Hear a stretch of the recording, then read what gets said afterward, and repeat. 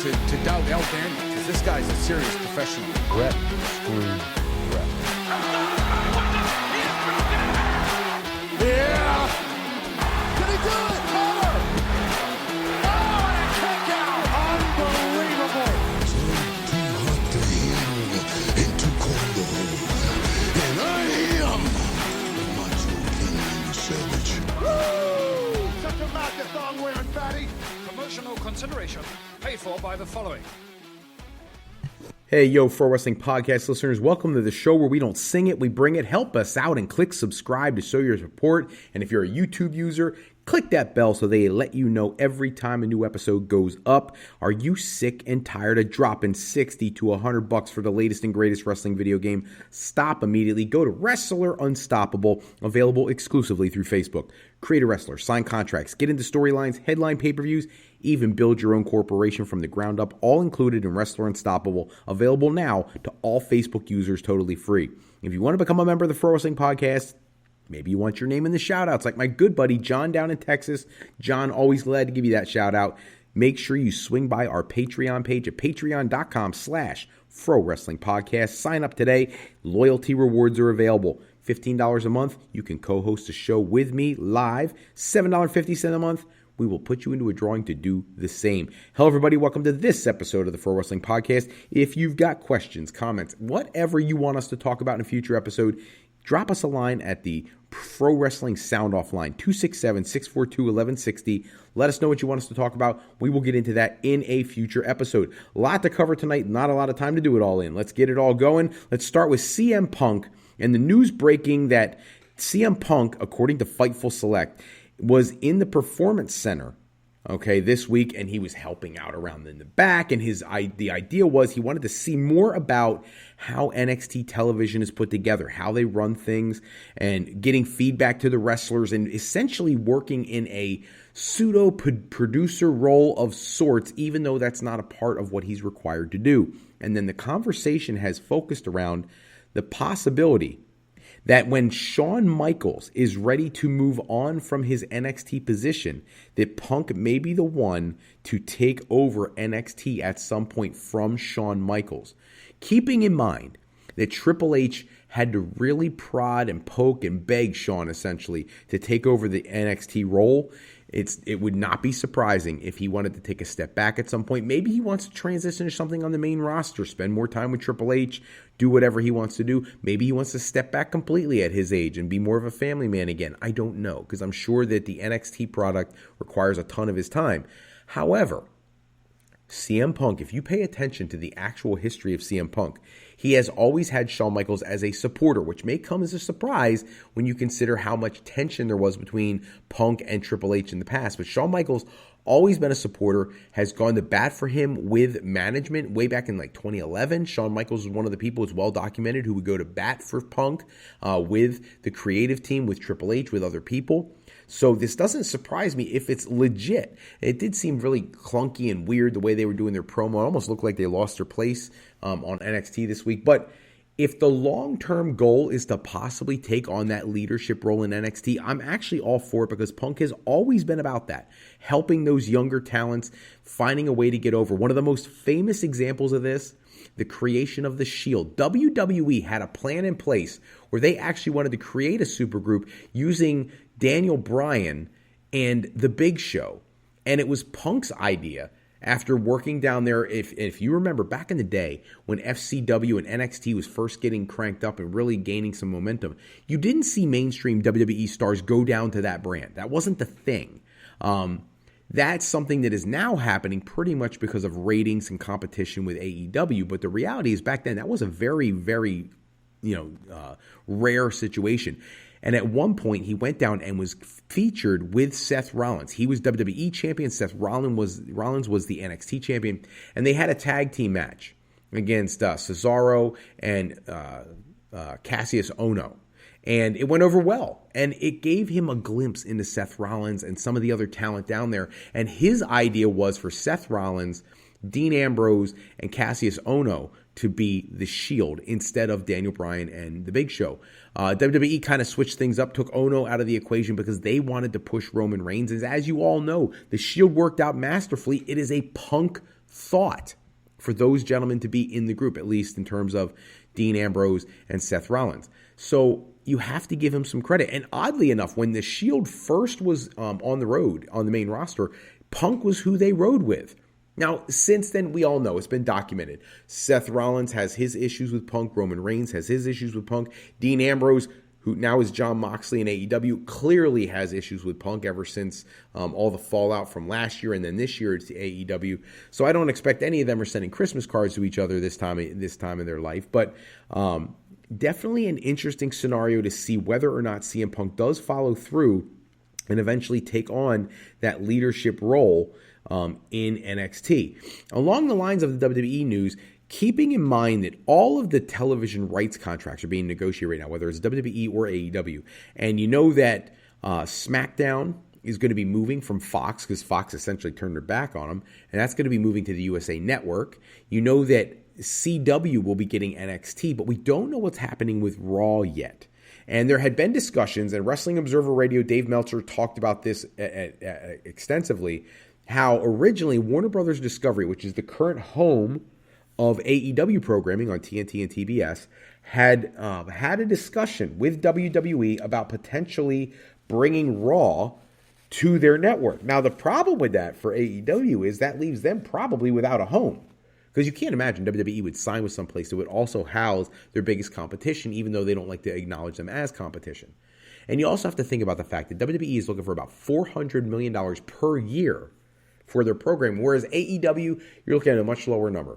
Much lower number. So if you're Warner Brothers, who the conversation is around the fact that they are hoping to do more with the NBA and the rights deals with the NBA, I get that. Depending on how much money they throw at that is going to help dictate what they do in terms of wrestling. I could easily, now the word was that the Warner Brothers Discovery conversation with WWE had broken down and that was just not going to happen. But now, according to Dave Meltzer, those conversations are back on and very much a possibility.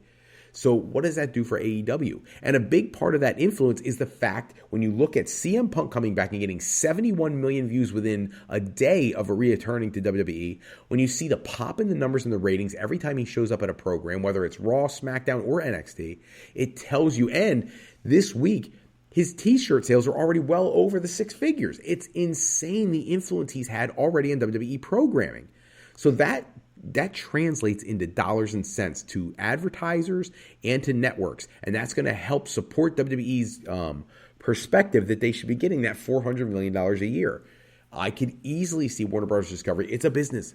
Let's just face it, it's a business. Now, people had talked previously about the fact that they thought AEW may have given a minority ownership stake in the company to Warner Bros. Discovery, which could complicate everything. But I don't know if that's the case or not. Nobody's really confirmed that or not. And the other thing to consider, let's just say WWE does go to TNT or TBS or both.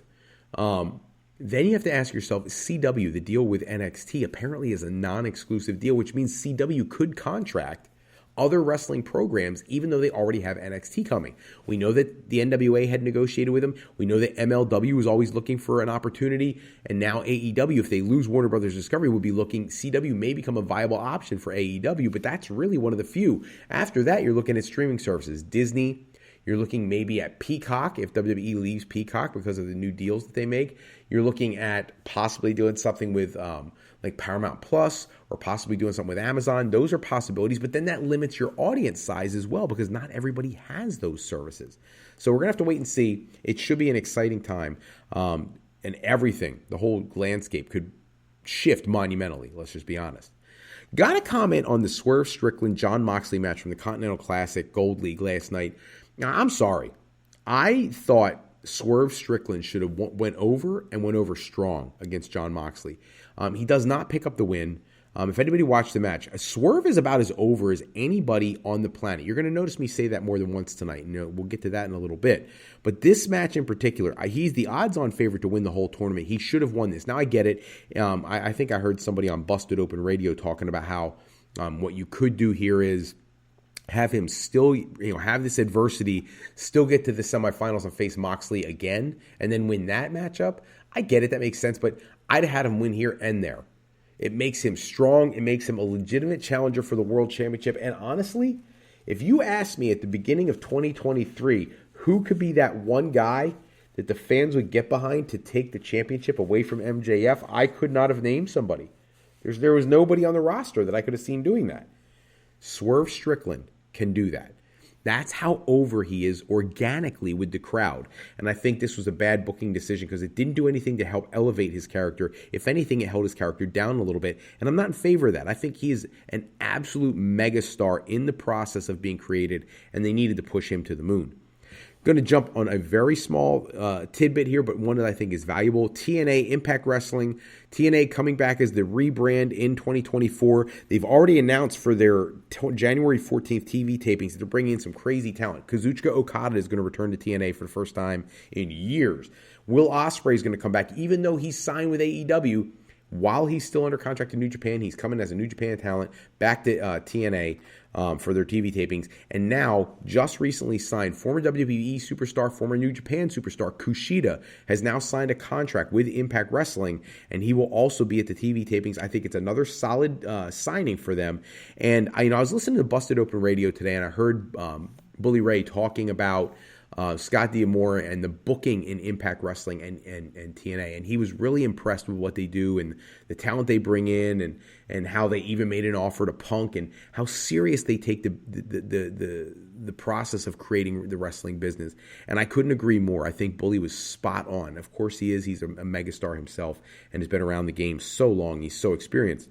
But it's great that if you're a diehard fan, you can look at the same situation and kind of come to the same conclusion that Scott D'Amore and the entire Impact Wrestling staff is just doing a fantastic job with much lower funds and cash and with, I wouldn't say lesser talent because I think their talents are off the chain amazing, but certainly not the same exposure and certainly not the same mainstream attraction as the WWE roster or even now the AEW roster. So I love this. I think it's another great signing, and hopefully they continue to build that brand back to where it was. For those who don't remember, we talk about the ratings all the time. Impact Wrestling at its height was drawing 1.1 to 1.3 million viewers every single week.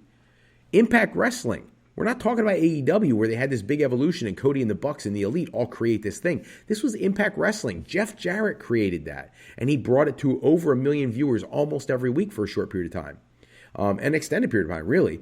Honestly, I think the influx of Hulk Hogan and Eric Bischoff and people like that in the middle of their run probably hurt them more than helped them. And then some of the uncertainty around Dixie Carter, Anthem purchasing, Billy Corgan being involved, all that craziness and change of booking and things like that, stars coming in, stars leaving, short-term, long-term deals. I think that all hurt. But at the end of the day, at one point, Impact Wrestling was some of the best wrestling in the world, and now it is again. And if you're not watching Impact, you're missing out. That being said, the final thing we're doing tonight, because who doesn't do this every year, right? We haven't. We haven't done this since, I want to say 2018. 5-year layoff. We had a lot of crazy things going on in my personal life, so we haven't done this lately. We're going to go over our year-end awards, 2023 Pro Wrestling Podcast year-end awards, starting with the first category, which is Announcer of the Year. Now, here's the way this is going to work. I'm going to read off the people who I consider to be the finalists, and I'm going to give you my pick. If you don't agree, that's fine. I'm cool with whatever you want to say. Put it in the comments on Facebook, YouTube, wherever it is that you're finding this. Put it in the comments. Let me know what you think. Tell me who you think deserves these awards if you don't agree with mine. And if you agree with me, tell me that. I want to know. I want to know that I'm doing right by my audience. So, Announcer of the Year. Here are the people I put in as my finalists. Michael Cole, Corey Graves, Booker T, Tony Schiavone, Excalibur, and Wade Barrett. I understand there's many other talents out there who announce for wrestling. I'm not trying to take anything away from anybody, but those are the ones I think that do the most unique and wonderful job. Of those 6 candidates, I got to say, my pick for this year, Wade Barrett. I'm sorry, I would love to see him back in the ring, but that guy is as smooth as it gets on commentary, has that Sean Connery voice, that British, just incredible voice for the radio or for the microphone, and I think he's done just a masterful job on commentary. Next category is the wrestler in need of a character change the most, coming in 2024. And I got a list of 5. I got Ricochet, Keith Lee, Josh Alexander, Jack Perry, and Moose.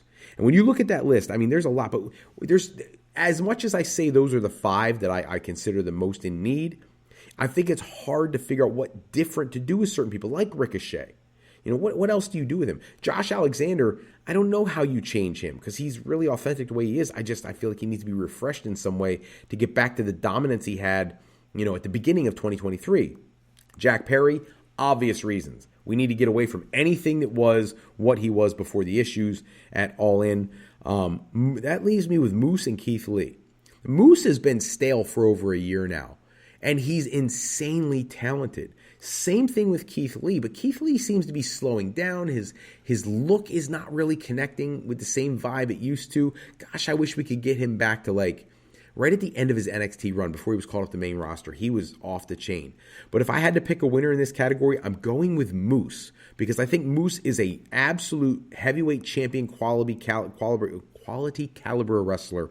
And I really think if you freshen him up and give him a great character to delve into, I think he could really be a breakout star at any point in time.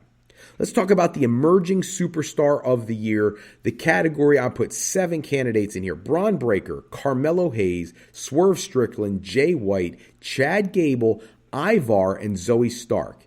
And if you can't tell from what I said earlier, I think they've all done a masterful job, whether it's working with Trish Stratus, working with Bronson Reed for Ivar and really showing us what he can do as a singles guy. Chad Gable with great matches this year, especially with Gunther. Jay White, who, yes, he was a premium talent in New Japan, but the American audience didn't see him as much, and he's already garnered a huge reaction from the U.S. audience. Carmelo Hayes, Braun Breaker, trading that NXT championship and just putting on quality matches all year. I get all that, but there is nobody in professional wrestling right now who has grown by leaps and bounds as much as Swerve Strickland. Swerve Strickland, to me, is the absolute emerging and breakout superstar of the year. He gets the win here for me. Let's go with most hated wrestler. The candidates: Roman Reigns, Jimmy Uso, Solo Sikoa, Don Callis, Jack Perry, and Christian Cage. And this is actually hard for me because I think people hate Roman because he's never around. When he is there, I think he's actually pretty solid. Jimmy Uso's just, the regular heat kind of thing, but he's mainstream, so more people identify with him maybe than some of the other companies. So the same thing with Solo Sikoa, but he's on the list because of everything he's done all year as the Bulldozer and then the way he took out John Cena. Don Callis isn't really a wrestler, so that's hard for me, but man, can anybody get more heat than Don Callis in certain situations? Jack Perry, look, I'm sorry, there's a huge segment of my audience that's going to blame him forever for CM Punk leaving AEW, and I get it, and I understand it, and I'm cool with that. But my winner has to be Christian Cage. You want to talk about a resurgence of a wrestler. Christian Cage may be the greatest heel in the business right now, bar none. He's working at a level I've never seen him work before, and I love it. Every week he is destination television. He is doing stuff on a whole nother level. Christian Cage, congratulations. We're going to go to Comeback of the Year, which is a weird one for me. CM Punk, Randy Orton, Wardlow, John Cena, The Rock, Adam Copeland, and Adam Cole. This is hard for me. The Rock came back for one night. I can't go there. John Cena surprised us and stuck around for a while. Wardlow was not hurt or anything. He just wasn't on TV. That's more creative than anything. And when he came back, not as much buzz and vibe as there was previously. Adam Copeland, great debut on AEW, leaves WWE, barely wrestled in WWE this year, so he had a few matches. I feel like it's a comeback, but I don't think there was a big enough gap between WWE and AEW. But for the record, the people who are on this list, I have collaborated with some of my favorite wrestling friends that are local about what they thought. And this is, it's my final decision, but a lot of the input from them. And they thought Copeland should be on the list. Adam Cole out all that time with injury, coming back, but now he's injured again. So that's tough for me. So it really, for me, comes down to CM Punk and Randy Orton. And here's what it boils down to for me. I can't go CM Punk, even though everybody's going to say returning to WWE is the biggest thing of the year. I get it. But here's the reality. Triple H and Nick Khan are businessmen, and everything Punk did in AEW was money. It doesn't take a blind man to see that signing CM Punk is a great idea. But Randy Orton came back from a potentially career-ending surgery, was never supposed to wrestle again, got that huge pop, and looked masterful, and it looks jacked. I'm going with Randy Orton for the comeback of the year because of how long it's been since we've seen him. CM Punk we saw a couple months back. So to me, it's just not long enough to be the comeback of the year. Most popular wrestler is another complicated one. Big list here. Becky Lynch, MJF, Sami Zayn, Kevin Owens, Jey Uso, Darby Allin, Adam Copeland or Edge, Seth Rollins, Kenny Omega, and Cody Rhodes. That's 10 people. And it's difficult for me to pick one of these, but I'm just going to do it the only way I can.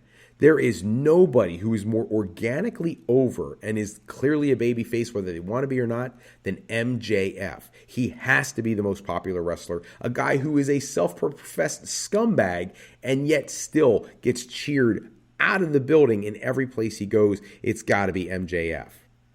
Manager of the Year, Paul Heyman, Prince Nana, Don Callis, Zelina Vega, and Maxine Dupree. I feel like it's a relatively weak category, and I don't see a lot of options here beyond maybe two. I'm not even going to talk about Nana or Zelina Vega. Zelina Vega, to me, had so much potential when they did the show in Puerto Rico at Backlash. They missed the boat on her. She deserves so much better than what she's getting. Maxine Dupree, she's fun, she's comedic, but it's not important enough. That brings it down to Paul Heyman and Don Callis. The difference for me is I feel like Don Callis is a speaking piece for those who don't have great mic skills. And that's why he gets the nuclear heat, because he's really taking the heat for himself and for the guys he represents. Paul Heyman is somebody that people can't stand because he's the advocate and he's so good at it. His facial expressions, everything. My vote goes, my pick for Manager of the Year goes to Paul Heyman. Let's go to Match of the Year. Very controversial one for me. And I know there's dozens of matches that are not on this final list, but these are the 10 matches that I have on my list for potentially Match of the Year. Gunther versus Chad Gable from Raw. Rhea Ripley and Charlotte Flair, WrestleMania Night 1. Cody Rhodes and Roman Reigns, WrestleMania Night 2. Sami Zayn, Kevin Owens versus the Usos, Mania Night 1. Brock versus Cody at SummerSlam. MJF versus Adam Cole at All In. Zack Sabre Jr. and Bryan Danielson at Wrestle Dream. Bryan Danielson and Kazuchika Okada at Forbidden Door. Will Ospreay and Kenny Omega at Wrestle Kingdom 17. And MJF versus Danielson, the Iron Man match. I'm having such a tough time. And so I'm clear, I picked none of these ahead of time. And this is just now hitting me how difficult this one is. And I'll tell you why. Right away, I wanted to go Gunther, Chad Gable. And then I look down the list and I see Zack Sabre Jr., Bryan Danielson. And then I think about going there and I see Danielson, Okada. And I want to go there and I see MJF, Danielson, Iron Man. But the truth is, and I think if I have to pick one of these matches, I don't know if there was a better match all year than Will Ospreay versus Kenny Omega at Wrestle Kingdom. That match is why people love to watch professional wrestling. That is probably one of the greatest matches I've ever seen. So that is going to be my pick, even though I'm really struggling with not picking Gunther and Chad Gable, because I love that. I love the storyline behind it. I love the family reaction at ringside and all that. But Omega and Ospreay tore it down, and that's got to be the pick. Female, let's not go there. Let's go feud of the year first. MJF, Adam Cole, Roman Reigns, Sami Zayn, Roman Reigns, Cody Rhodes, Brock Lesnar, Cody Rhodes, or Kenny Omega and Don Callis. Now, when I was debating these and others, one of the reasons there's not a large percentage of AEW feuds in there is because some of them started like towards the end of the year, so they didn't have the length that I feel is necessary to really get that opportunity. And the other reason is people like FTR. They didn't really feud with anybody. They had matches with people, but you didn't see the storytelling in the feud. And that's kind of a critique of AEW lately. Didn't really have all what you would need to have a feud per se. So I didn't really want to go with FTR and anybody.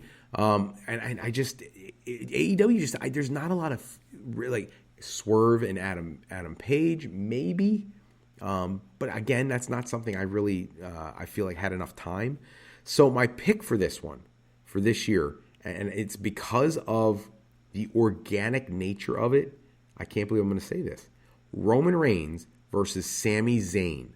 From the pop at the Royal Rumble to the explosion in Canada for Sami Zayn, to taking him in a tag team match all the way to the main event at Mania Night 1, how could I not? I'm going with Roman Reigns versus Sami Zayn. Tag Team of the Year. 5 candidates. We got Bushiman over in New Japan, Kevin Owens and Sami Zayn, Judgment Day, FTR, and I'm putting them in there even though it's 3 people, the Acclaimed and Billy Gunn. And somebody, when I was arguing about this, was telling me, why would you put them in there? They're not just a tag team anymore. They have Billy Gunn. They're 6-man tag team champions or whatever, trios champions. Because they were studs coming into the year as tag team champions, lose the championship at the beginning of the year, which I understood, but I hated. And then they beat the House of Black for the trios championship, and they have just been so over with the fans. So I had to put them in the list, but I'm not picking them for the win. The win to me has to go to one of the biggest successes of the year, which is the Judgment Day. Judgment Day have been in so many matches, in so many configurations, winning championships, winning Money in the Bank, Rhea Ripley, all that stuff. It's just so much. Tag Team of the Year for me is Judgment Day. Even though FTR is probably the best tag team in the world, that doesn't mean they had the best year. That's where I'm at. Female Wrestler of the Year. I was going to go there earlier. I'm going to go there now.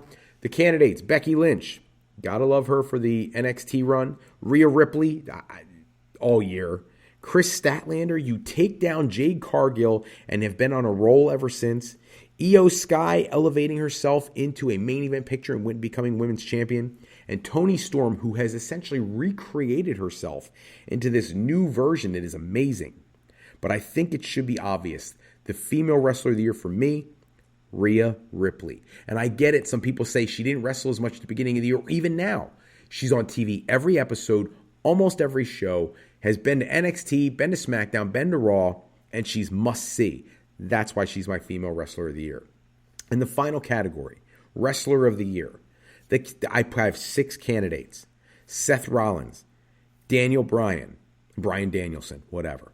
Cody Rhodes, Roman Reigns, MJF, and Gunther.